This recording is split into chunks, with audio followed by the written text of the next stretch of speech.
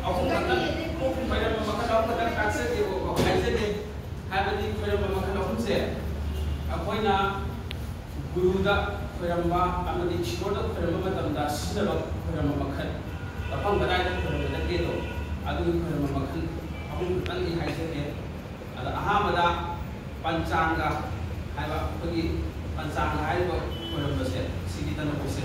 Pancanga hai pada magi pada punggung saya. Sini ay jadi kasih ko pansang lahat tadi apa di pansang itu kan jadi mi yang sila mapam apa yang sila pahay tayo mapam jaga yang sila mapam tadi kan pansang ana baru lupi na sila masih ko na mamakal si pansang ku ali si mata ni lebak sudah ka usaha ni si malay terus mandam mari syukre atau mga syukre sudah lebak sina lebak syukre masih pang pansang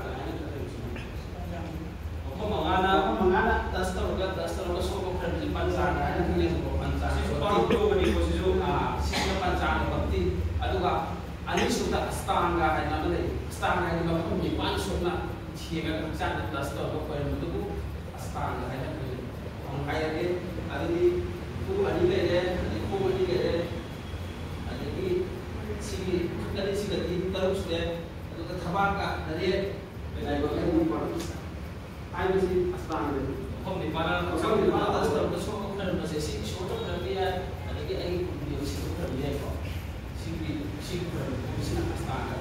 Tanda por kamu sudah tanda por hasilnya pergi paksang sedang pergi di sini mana sesuatu ada anu pada sesuatu atau utara kan lain atau di Israel saat itu lain atau dah tanda por hasil tanda por normal.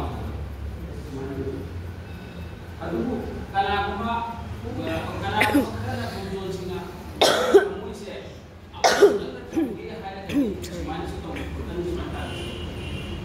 Mana ada kamu bisa, aku cuma ini kamu waktu itu bukan lah, mau bersanjar dia ada cuma kan.